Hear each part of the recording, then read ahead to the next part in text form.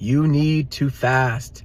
Let that sink in for a minute. It is not a requirement of salvation, but something that all believers should be doing. It is a spiritual act that will strengthen you. It will weaken the flesh and strengthen your spirit. What does Jesus say about fasting? Well, in Matthew 6, it says, when you fast, not if you fast, but when. He talks about what you should do and what you shouldn't do. Then in Matthew 9, the Pharisees ask, why don't your disciples fast? Jesus says, they will not fast while I am here, but when I am gone, then they will fast. Fasting is not easy, but it is a key practice into growing in your relationship with God. We must learn to control our urges and to say no, and fasting is one of those things that allows us to do that. Paul says this, I strike a blow to my body and I make it my slave. So how should you fast? Typically a fast is when you give up food, and during that time that you're not eating, you spend extra time with God praying, listening to him, or reading his word. Some people like to fast from social media and other entertainment.